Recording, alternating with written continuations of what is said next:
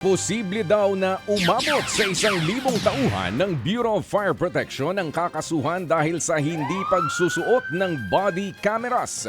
Inobliga ng DILG ang mga taga-BFP na magsuot ng kamera tuwing inspeksyon para maiwasan ang anumang katiwalian. Pero lumabas pa rin sa investigasyon ng ahensya na marami sa mga taga-BFP ang hindi nagsusuot nito tuwing fire safety inspection para alokin at bentahan ng fire extinguisher ang mga ini-inspeksyon nilang gusali. Katunayan, pati ang pamangkin ni DILG Secretary John Vic Rimulya na biktima rin ng talamak na korupsyon sa BFP. Siningil umano ito ng fire safety inspection fee para sa kanyang negosyo pero walang sumipot na taga-BFP.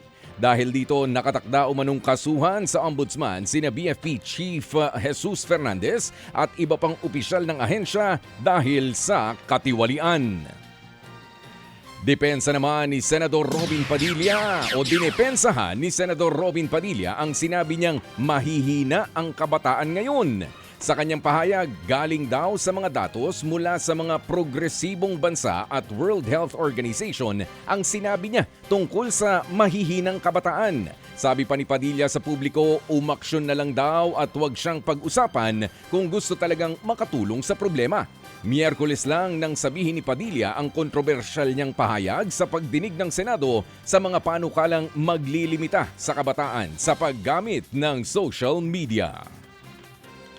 Naisumiti na ng National Bureau of Investigation ang mga karagdagang dokumento na hiningi ng Interpol para sa Red Notice laban sa puganting si Zaldico.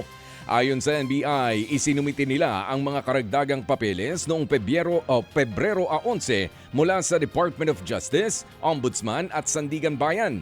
Bahagi raw ito ng standard na proseso at hindi nangangahulugan na may kulang sa naunang mga papeles na isinumite ng gobyerno sa Interpol. Sa ngayon, patuloy pa ang pakikipag-ugnayan ng NBI sa ibang bansa para matukoy ang kinaroroonan niko. Mga kapatid, brothers and sisters, saan ka pa? Dito na tayo sa totoo. Dito na tayo sa True FM. Mga kapatid, mag-subscribe and follow po kayo sa social media accounts ng True Network PH. Yan po kami, hanapin nyo lang True Network PH, Facebook, Instagram, YouTube, TikTok, and podcast. Mapa Apple or Spotify man yan, mahahanap nyo kami. Lahat ng mga napapanood at napapakinggan nyo po sa programa, nasa social media accounts namin yan. So paano mga kapatid? See you sa social media!